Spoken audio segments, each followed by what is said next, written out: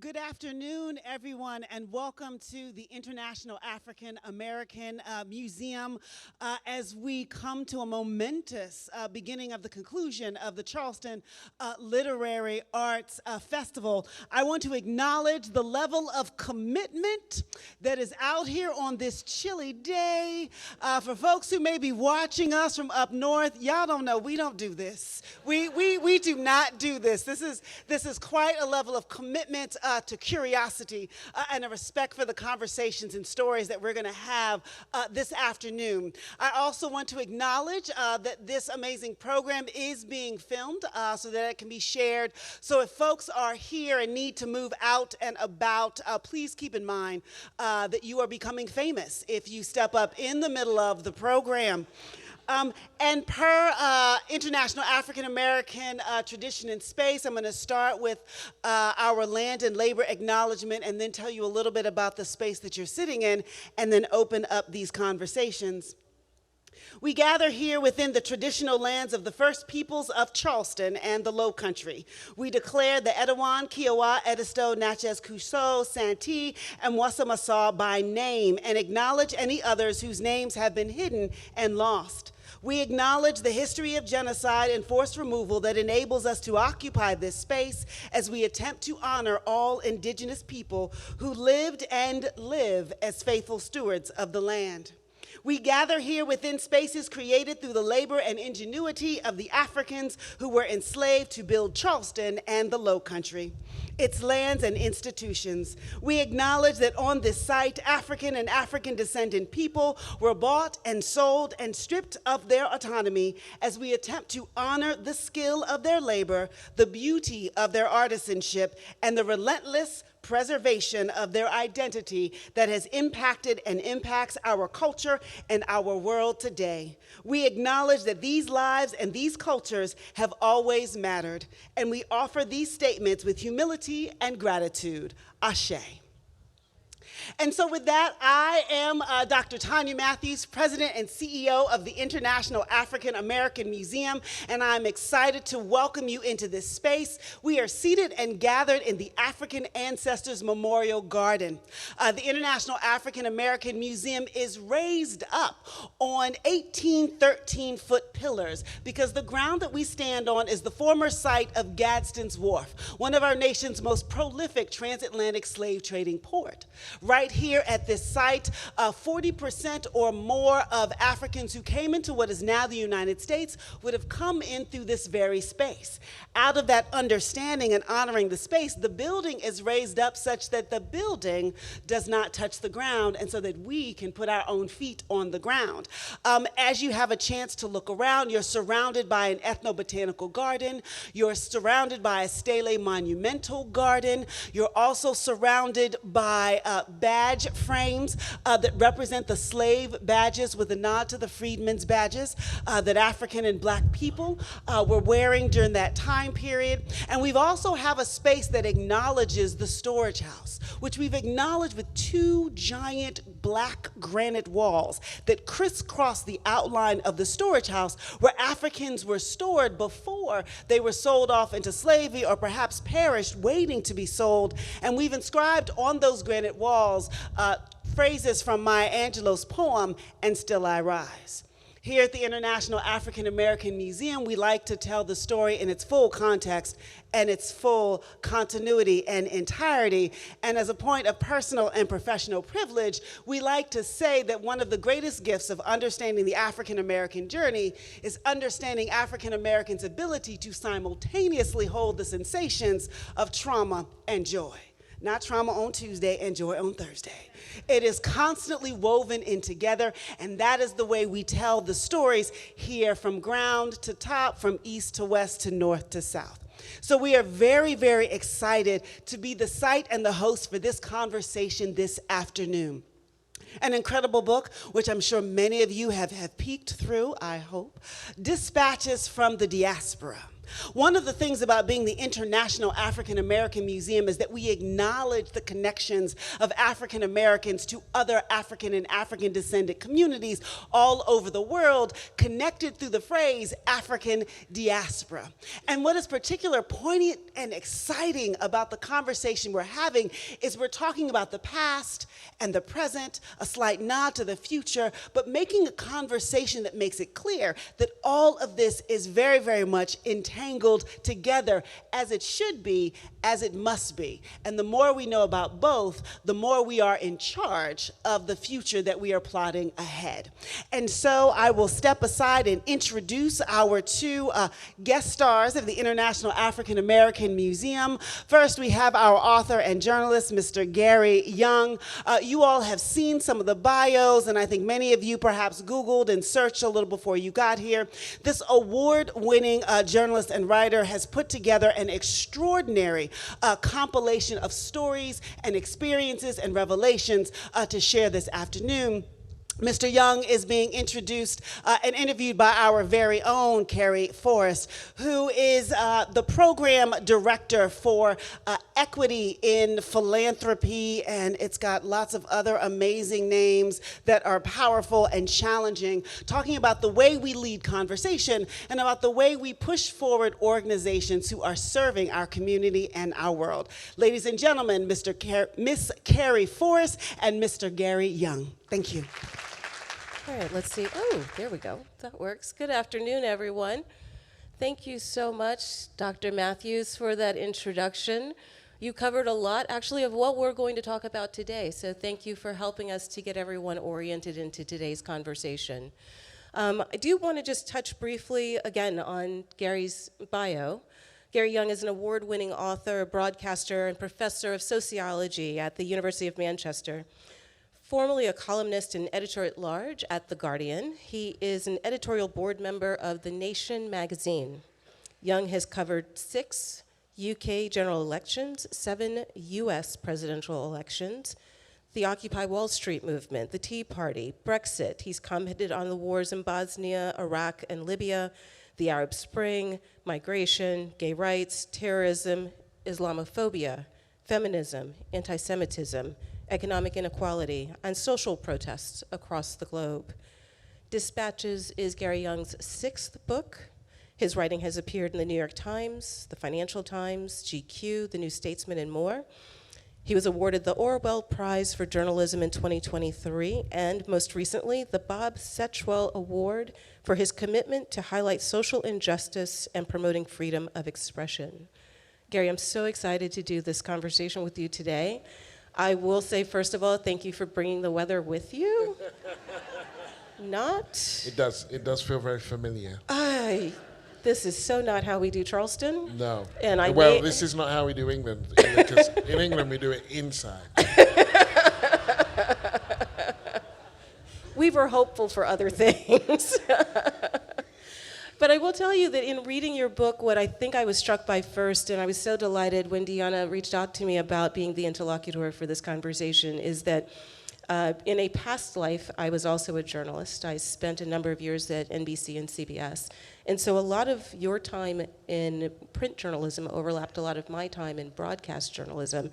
And I just kept thinking, we could probably sit at Charleston Place over bourbon and have a really good round of, oh, I was there, were you there? Did you see this? I saw this.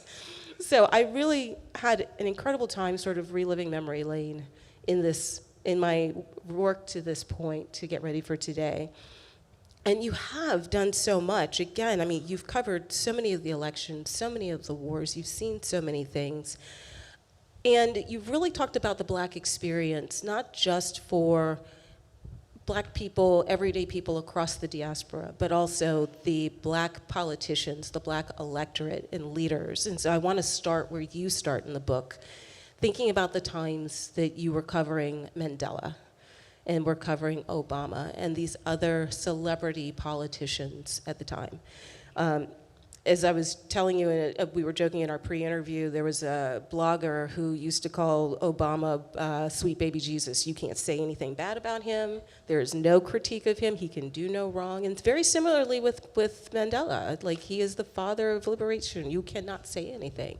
And yet you in your writing have done just that. And you've been criticized for showing the not so great parts of these black leaders. Why is it important to do that? Well, first of all, I think when people have power, you have to hold them to account. And that's true if they're black or white. You know, when people said to me, well, we should give Obama the benefit of the doubt, I'd think, well, he's a president. He has enough benefits, you know. So it's up to us to doubt. And actually, we're not doing them any favors if we don't subject them to scrutiny.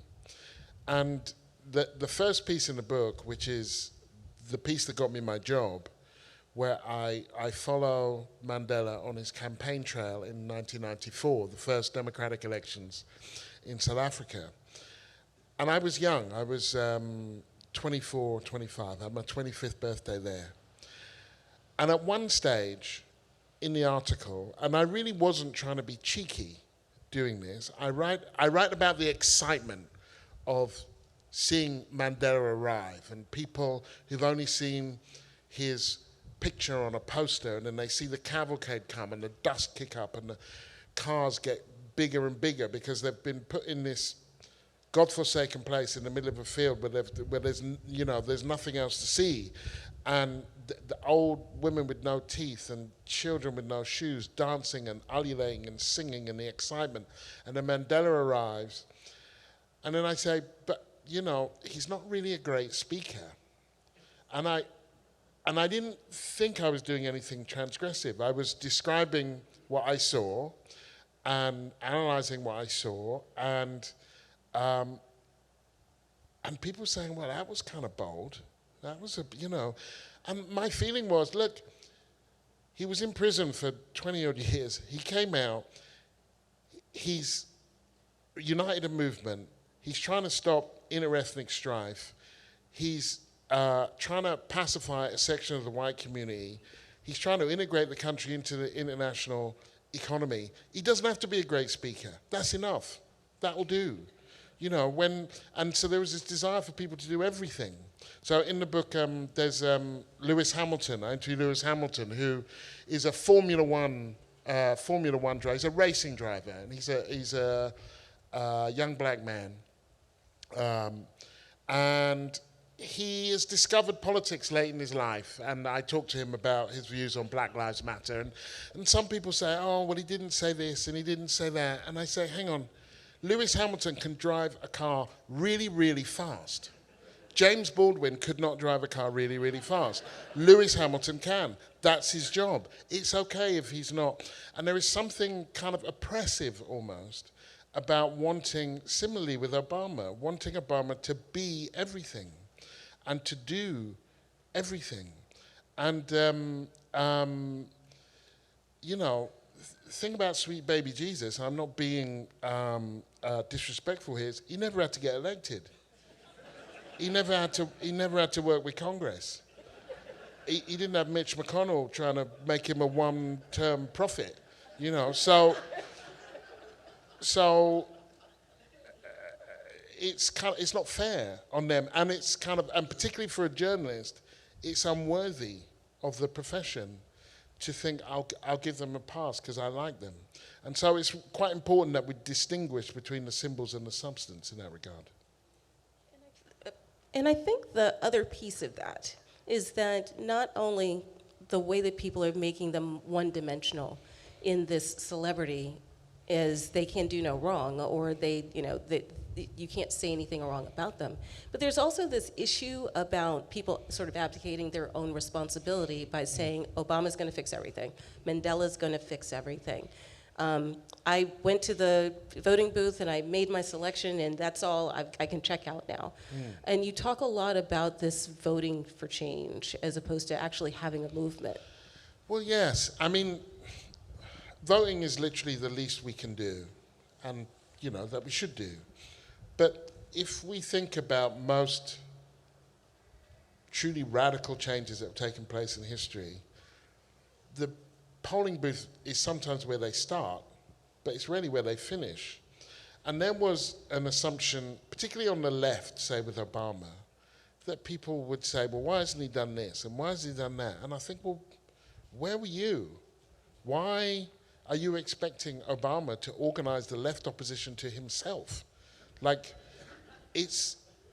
you've elected him, now you have to make him do the things that you want to do. That's how this works. I think it was FDR who, I think, told A. Philip Randolph, I want to do it, now make me do it.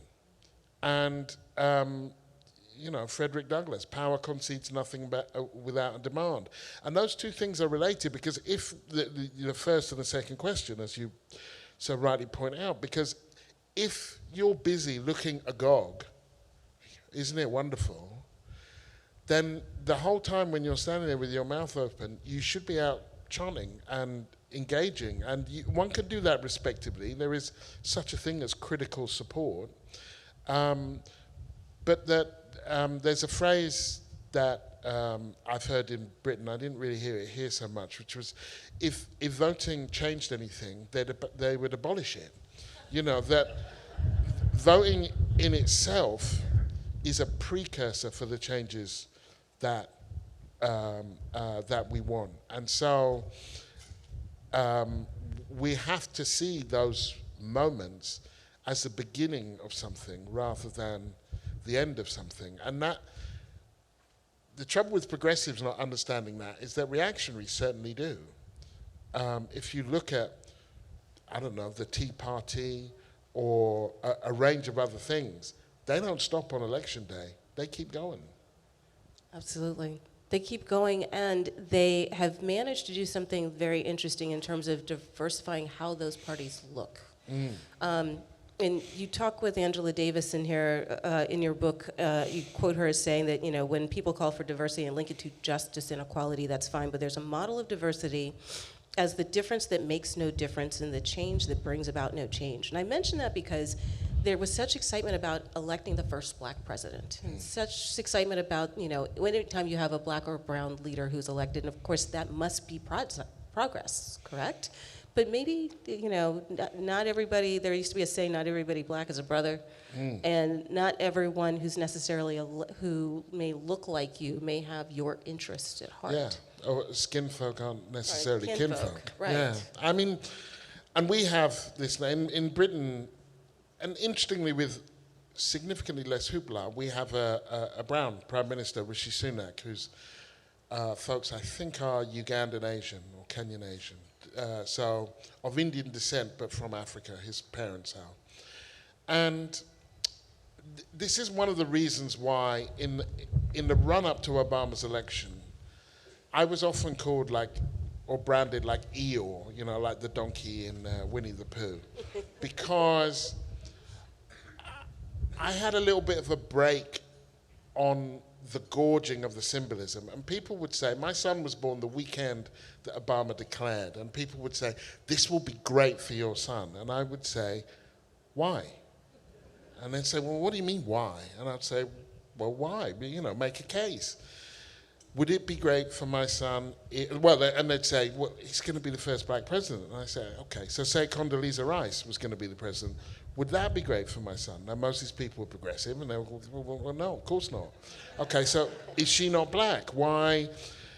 And I'd say to them, if he can limit the chances of my son going to jail, if he can limit the chances of my son being shot, if he can advance the chances of my son going to university, then great. But if not, then what use is that to my son? I can see what use it is to Obama. And there is a symbolic use, there is a symbolic value, but I kind of think it shouldn't be mistaken for substance. And it was such an exciting moment. This wasn't a point that I made on election night, right? Because... Timing. Yeah, timing. yeah, yeah, read the room. but that I would make, more generally, can we have a kind of a more honest and substantial conversation about this? And I felt that in a run-up, people generally weren't up for that. And that does then come back and bite you in the butt. So in Britain now, we have a Conservative Prime Minister who is of Asian descent. We have a Home Secretary who's incredibly reactionary, who's of Asian descent. We have the most diverse cabinet ever. I don't think people who are being genuine asylum seekers being deported to Rwanda from Britain, which is one of their policies, are sitting on the plane thinking, well, at least a brown-skinned lady did this. That is good news, And so we have to have a more robust understanding of the change that we want, because otherwise you can have a system that looks different but operates the same, or sometimes even worse. And the glass ceiling thing is fine for the person who breaks the glass ceiling. But if everybody else is in the basement and they've disabled the lifts, it's not a lot of use to a large number of people. And so there has to be an understanding of what we want from this representation, which is more than just what it looks like. Because if the color of the hands change on the levers, but the levers do the same thing, then we have to ask ourselves, what good is it beyond the symbolism? And to that end, when you talk about having black and brown leaders in positions of power, but still having everyday folks who are still suffering at the hands of the police or being, as you said, deported in the UK, racism across the globe looks a little different, but I think there's a perception that racism in America is quote unquote worse. Yeah, and that wasn't exactly my experience here. I lived here for 12 years as a US correspondent, 8 years in New York and 4 in Chicago. I think racism here is more deadly than in most places, but that's because I think everything here is more deadly. America, you have the free, easy, available of firearms. It makes domestic violence more deadly. It actually makes suicide more likely that those attempts will be successful. It makes house robberies more deadly. Everything is more deadly. So there is that. But that, when I left America in 2015 to go to England, some people said this was after Michael Brown and Ferguson. And people said, are you going back to, because of the racism? And I thought, yeah, I'm going back to England to avoid racism. That's right. Because we don't have that there. And it seemed like an absurd idea. And increasingly, and I lived, like I said, in America for 12 years, but I studied French and Russian, and I've lived in other places, for a fair amount of time. And increasingly, I think that racism is like a language, and most countries have their own dialect. And America has a particular kind of dialect, a particular a way of expressing the bigotries of its history. Britain's way is different. France's way is also very different. Germany, once again, would be different. And there is something that can feel liberating about leaving the dialect that you're used to and being in another place where you don't understand, and they're kind of, broadly speaking, you feel, well, they're not talking about me because I'm not from here. And that was always a challenge. My wife is African American, and there was this one time I was reporting on the Edgar Ray Killen story in Mississippi, and I was in Philadelphia, Mississippi, and I stopped and I asked for directions, and I knew enough not to go on people's property. I'm not stupid. But I said, excuse me, can you show me to Rock Cut Road? And the man I asked said, we got a gun. We got a gun. I thought, that's odd. And in these moments, what happens to me is that my voice goes up a couple of social registers. I think, if I sound posher, maybe they'll forget that I'm black, and they'll just... The accent. It's all about the accent. Yeah, it just doesn't work. And so I said, I'm sorry, I'm just looking for Rock Cut Road. We got a gun. And then the guy went and got his gun, so I left. And then when I got home, I told my wife and her brother this story, which I thought, this is a funny thing happened to me when I was in... And they patiently listened to me, and then they said, you're an idiot, which I thought was a bit harsh. And they said, what are you doing stopping in Mississippi and asking white people for directions in rural Mississippi? And I said, it was the middle of the day. And they were like, you just don't do it. And I realized, I'm not entirely sure they were right about that, although certainly in this case. No, I'm pretty sure they were right about that. But that there was a sense for me of kind of anthropology. What I was looking at, I was kind of one step removed from it. That I knew it was about black people, but somehow it wasn't exactly about me. And as the time went on here, and I was here for longer, and I had kids here, that did begin to change, and I felt more embedded in it. So things like covering rallies or talking to people who were kind of racially obnoxious stopped at a certain point being interesting and started being much more aggravating. Racially obnoxious, that's a nice way to put it. I will just say, in the sharing, I've done that too. I can remember being in a rental car in Waco, Texas, when I was covering President Bush, turning around in somebody's driveway and having a gun pointed at me because I was just turning around in the driveway. So, yeah, things you don't do in places that you don't know, because you might not make it home. It's very, very possible.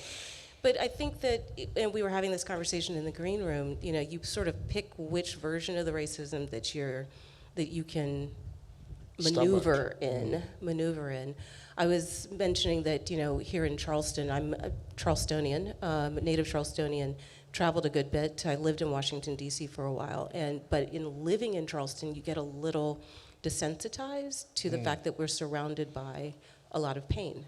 When you think about the plantations, or if you think about driving past Mother Emanuel, there's enough pain to go around, for sure, that you just don't... in order to subsist, in order to survive, you tune it out. Yeah, I think you tune it out, or you tune yourself out. You find a way. When I did my first book, which was about traveling through the Deep South, I remember stopping in Richmond and going down Monument Avenue, where all these Confederate generals, and then Arthur Ashe at the end, bless him, and thinking, because a lot of people had mentioned it, and thinking, I don't really take any notice of statues in England, because I assume that if there's a statue, it's probably of someone who did something pretty awful. And because I was raised without any sense of having any history in Britain or being part of British history, which is crazy, really, because when my mum's from Barbados, when she came to Britain, she was a British citizen. I mean, she wasn't actually an immigrant. The border crossed her, not the other way around. And so, you're surrounded by statues in a place like England, and I just tune them all out and have a sense of myself that was, in many ways, divorced or alienated from the world in which I lived, which is a way to get by, but not really a way to kind of thrive. And you don't really notice it, which is why I think African American writers went to Paris, or that people, go to London and they find themselves just to be out of the asphyxiating kind of ecosystem in which they've been raised, to breathe new air. But doesn't that, though, sort of again, racism in America is different than racism in Europe, but it's still racism. And when you think about the fact that you do have James Baldwin or you do have James Wright, who are very much like it was better here, but it's not. But it sort of goes into this colonial amnesia. And you talk in the book about Bridgerton. Bridgerton has been able to create a world in which this historical crime of racism has been resolved through a royal love match, and non-white people are fully integrated into the dominant classes. How do we get beyond sort of the colonial amnesia to the reality that it may look different, but it is everywhere? Well, and just as a kind of advert for what comes next, we are going to kind of go into this in some depth later too, but I think that, first of all, and I used to call it amnesia, and then I stopped, because I thought, well, you don't just forget that you colonized half the world, like you forget an umbrella. You don't just kind of like, oh, we did do that, didn't we? Oh, yeah, my bad. And British people remember an awful lot of things that happened before. They remember 1066. They remember the Tudors, and there's this kind of peculiar thing with selective collective memory. So people in Britain, in England particularly, they'll say, we won the war, even if they didn't fight, even if they weren't born. We won the World Cup, even if they didn't play, even if they weren't born. But when you say, what about colonialism and slavery, they say, I wasn't born, I wasn't there, it had nothing to do with me. And so suddenly everything becomes about an individual, and that's kind of unsustainable. And I think that what we want is, and I don't think it's unreasonable, it's just a full accounting of where we've been and what we've done. And without that, things become very difficult to understand. So there was a significant intellectual in Britain called Sivanandan, who used to talk about immigration and say, well, we are here because you were there. So, Barbados or India or Africa or wherever. But of course, if you didn't know that you were there, then how do you know that we're here? And there's this capacity to forget in real time, to forget while you're doing it. So in 1951, there was a poll, a survey, that showed that 61% of British people couldn't name a single colony. They ran half the world. They ran most of Africa. And India had gone, and that was the big one as far as they were concerned. And they had found a way not to remember what they were doing as they were doing it. Because it allows them to absolve themselves. And to move on. And then when something would kick off, like in Kenya with the Mau Mau or whatever, it would be like, well, where did that come from? So you are subject to this constant state of shock because you are stumbling around unaware of all the things that you were doing, all the pain that you were causing, all the influences you are having, and then are surprised when it kind of comes to get you.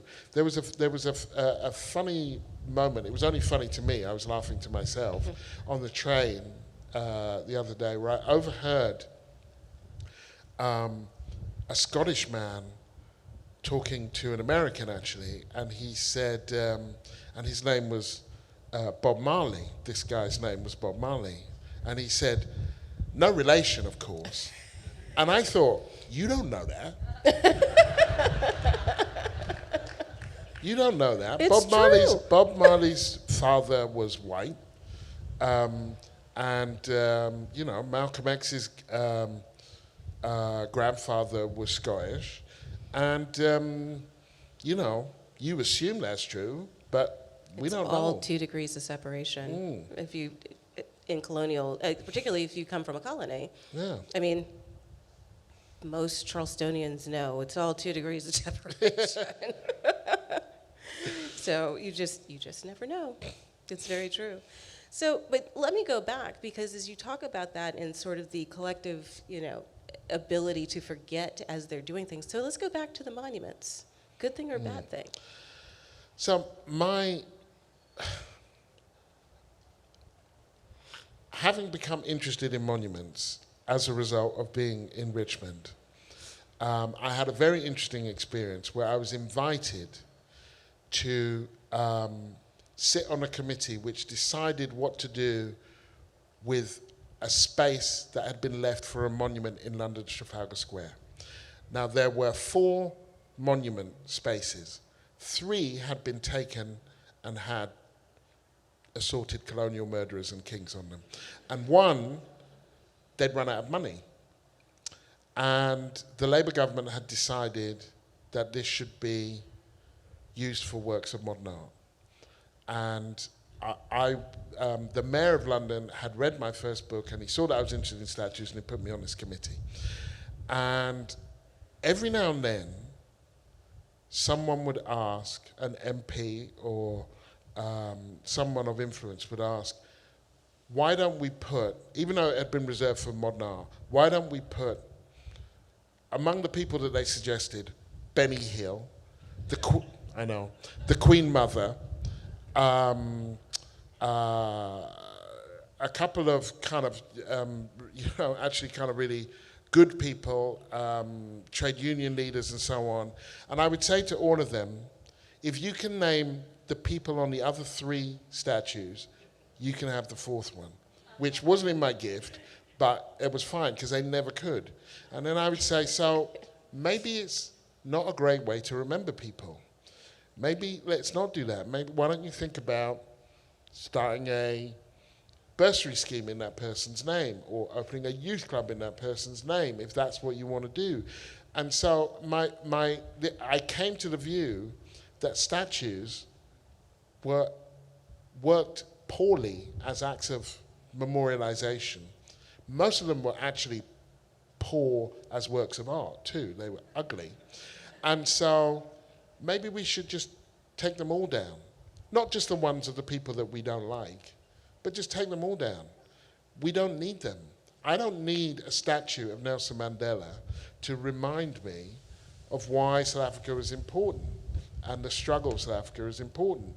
And actually and they're not acts of history, they're acts of adulation. And there are better ways to remember people. I'm only talking, obviously, about named historical figures. I'm not talking about kind of Rodin or works of actual art. And so in the book, I make a case for removing statues, also because they elevate individuals when often those individuals are emblematic and symbolic of something far greater. So Rosa Parks, who, of course, I adore, and Rosa Parks couldn't have done it by herself. A statue of Rosa Parks arguably makes no sense without a statue of Claudette Colvin anyway, but let's leave that aside. Rosa Parks' active process was the beginning of a 13-month collective boycott that made the difference. Where are those people? Yeah. And so it's also a kind of distorted way of understanding history. And the one thing I think is interesting, certainly in Britain, I think it's the case here as well, with all the book banning and all of that that's going on, that the very people who say, don't take down those statues, this is history, it happened, are the very people who don't want certain things taught in school, who don't want certain books to be read because they don't want to talk about what's happened. And you can't have it both ways. Right. The monuments, absolutely. The monuments won't tell the full story. And if you can't get the full context, then it's not definitely serving a purpose for history. Yeah. I think what was in the essay that I wrote about the statues, what I think kind of interrupted the conversation was saying, look, you can have Nelson Mandela and Gandhi as well. It's true that I think that the statue of Colston should be taken down. And it's true that I think he was an awful man and a slave trader and all these things. But actually, there's a better reason for taking him down than that, actually. Just take him down. And that, interestingly, and this isn't in the piece, but I happen to know there's a bust of Nelson Mandela in London's South Bank. And I happen to know one of the people who was with him when he went to the opening, when he went to the unveiling of the bust. And Mandela was kind of a bit embarrassed by it because he actually banned any statues or anything being named after him while he was alive. He said, when I'm dead, there's nothing I can do. And of course, as soon as he died, they imported one from literally from North Korea, made a huge, great big one. But Mandela, he said, I don't want this. It's not healthy. Yeah, absolutely. So we're going to take some questions from the audience in a couple of minutes. So I had one or two other questions for you, Gary, while we let folks get some questions in their mind.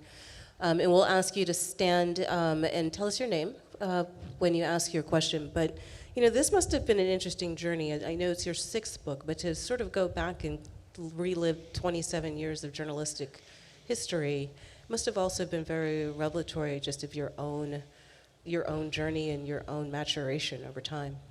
Yeah. I mean, it makes you feel old. Is one way of understanding it. I mean, it was.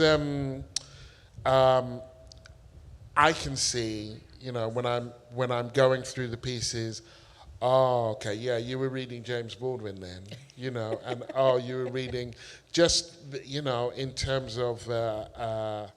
I'm not going to call it mimicry, but certain, just kind of the influences on one's writing, and reliving certain each story that's on the page obviously has a story for me too of being in a place or of getting to a place. When Katrina happened, I was in Jamaica. But I have family from Louisiana, and we'd actually been in New Orleans, I think, a few weeks before, and I knew enough to think once after the first night, I think this could really kick off, and so I stopped what I was doing in Jamaica, and then I had some weird flights through kind of Fort Lauderdale and somewhere else, and then driving kind of long distances with trees falling down and all of that stuff. And it was, none of it's in the piece because the piece isn't about me. Or Maya Angelou, who I interviewed, and I was supposed to have 45 minutes with her, and 13 hours later, I roll out of her limo drunk. She being only slightly less drunk. After the whiskey came out, when we got stopped we got stuck in a traffic jam. Only a fraction of which is in the piece, but as you're rereading the pieces, as I'm rereading the pieces. So yeah, it's kind of a significant portion of my life's work in there, it did make me kind of grateful for the life I've had, actually. You talk in the book in the beginning about being embracing being a Black journalist, whereas some people tell you not to play it up. And as you've done the work that you've done over the last 27 years, do you feel like you've fulfilled what you set out to do? That's a good question. I insofar as what I wanted to do was write about things I was interested in, which, people would say when I started out, either don't write about race, you'll be pigeonholed, or you can only write about race. That's the only thing we want you for. Nobody ever said, write about the stuff you're interested in. Write about the stuff you're passionate about. That's the stuff that you'll write best about. And my writings about race probably make up about a third of all the things that I've actually written about. You know, I spent a lot of time writing about Brexit, a lot of time writing about gay marriage, or about the Roma in Eastern Europe, about Jeremy Corbyn, and you know, a bunch of other stuff. And so, to the extent that I've been able to pursue my interests, yeah. But you know,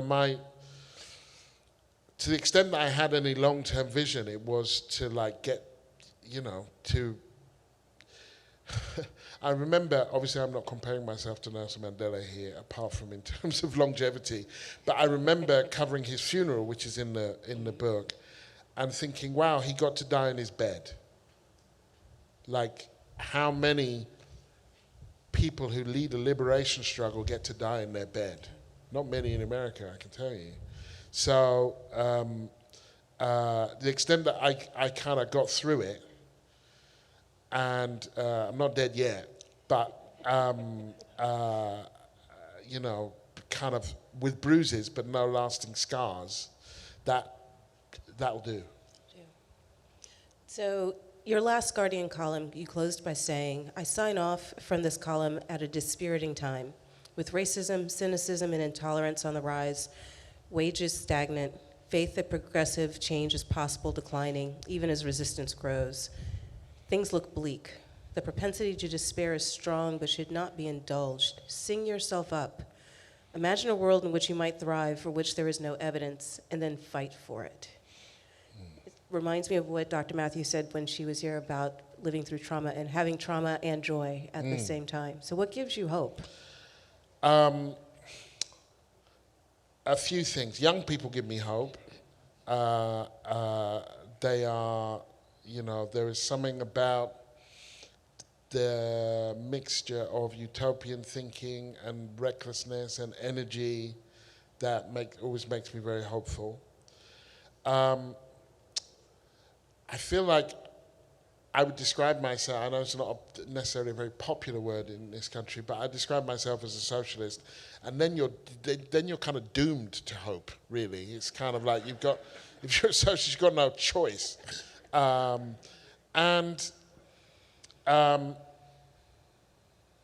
I mean this in a way that it will not sound entirely, by the end of it, like it came out of Oprah, but it might start sounding like that, which is that I feel like you can't always see the world that you want to create, but that you have to work to create it anyway. That I was raised one of 3 boys by a single mum, working class in England in the 70s. My mum died when she was 44. She would have had no sense that this was possible, that I would be a professor, a journalist, winning awards. This was not part of how she could have, what she might have imagined for me. But her thing was that you have to kind of be the thing, you have to occupy the space that you want. That this country, the plans this country has for you are inadequate for you. So then you have to work to occupy the space that you want.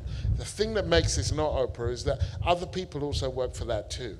So there were a series of uprisings in the 80s that made it possible for me to have a bursary. There was campaigns around the deaths of young black men, which created the space at a certain time for me to get a column. That Black Lives Matter made certain things possible for a range of people.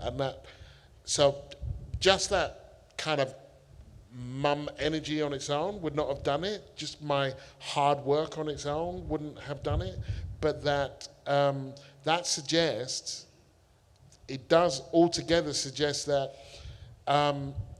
we don't know what might be possible for a black kid who's in 30 or 40 years' time. And if we think my fourth book was about Martin Luther King's dream speech. And I always think he could have gone up to the steps of the Lincoln Memorial and said, I have a 10-point plan, you know, and I can get it through Congress, and I can do that, and I can do that, and I can, like, he could have done something that he could have just seen. But instead, he swung for the rafters, and he had this dream, which, like, 2 weeks later, kids in Birmingham firebombed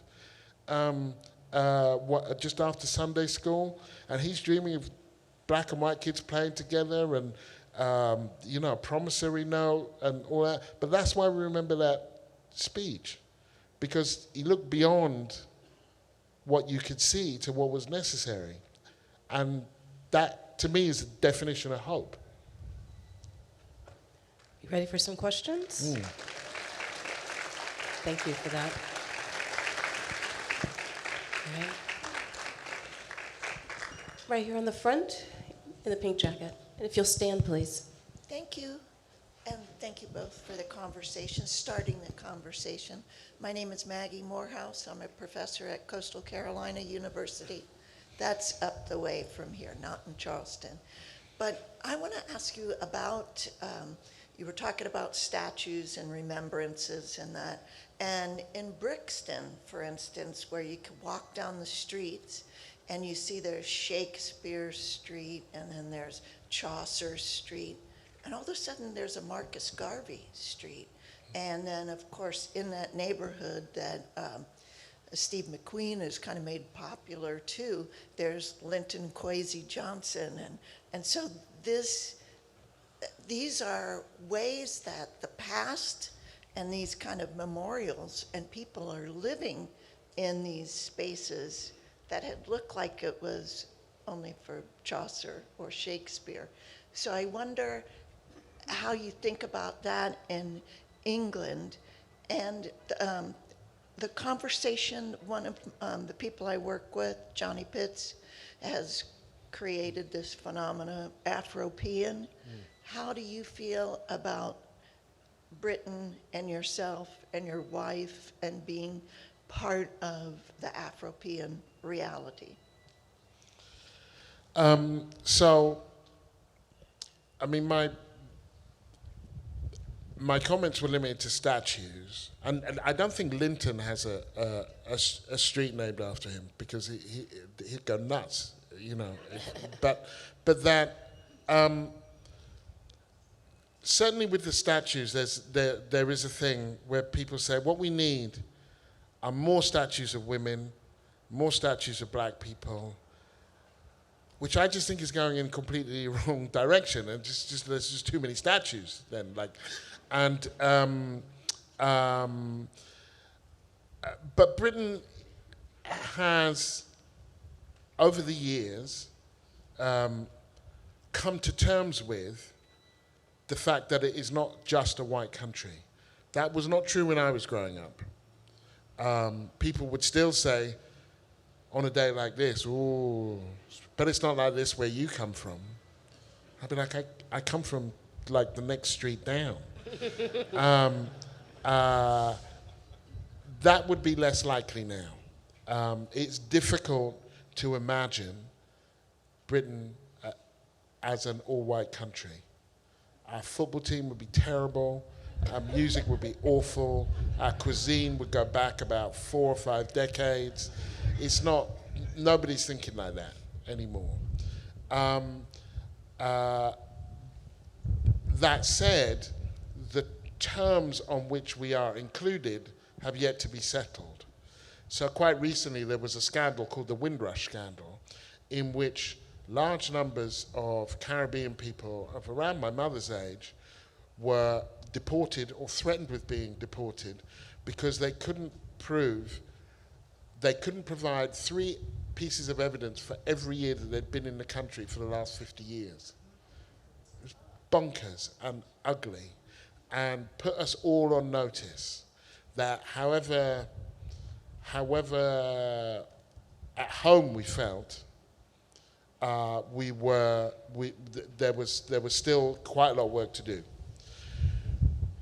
where Afropean is concerned, and there was a book by a guy called Johnny Pitts, a very good book, a guy from Sheffield who goes on a tour of Europe. And in my book, I actually do a tour of Europe in I think about 1999, and write about that. And I studied French and Russian, so I feel that was my undergraduate degree.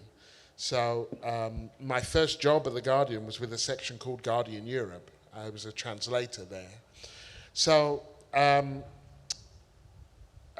I think that the notion of being Afropean has a way to go before it is actually realized as an actual notion. In the same way that the notion of being European is still, if you look at the rise of nationalism in Europe, clearly it hasn't fully taken hold. And I would say that Afropean is in the same nascent state. I think that there will be a moment where there will be a time when we get there, but that it is all too recent, really. So I think it's an identity in the making. Another question, I see a hand way in the back.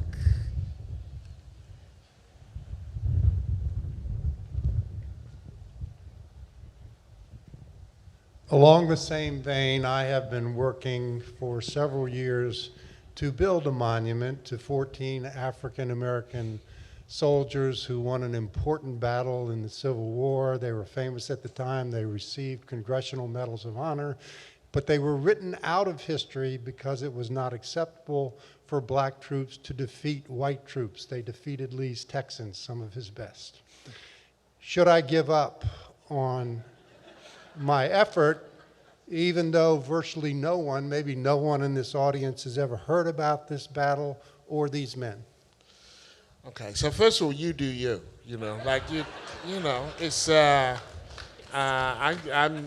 was just saying, what I thought. I think that there is a real difference between a statue of 14 people and a statue of a person. So I think that. I do think, though, that it is worth at least interrogating,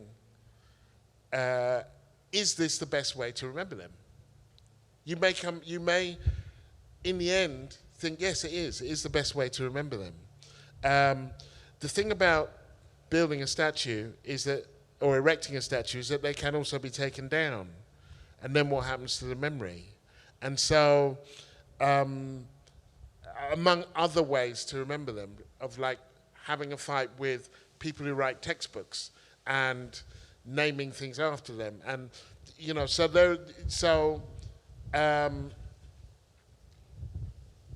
and I think that my experience when I was on the committee that dealt with the thing in Trafalgar Square was that it was a reflexive response, and I'm not saying that about you and these men because I have no idea, but it was like, oh, the Queen Mother's died, let's make a statue.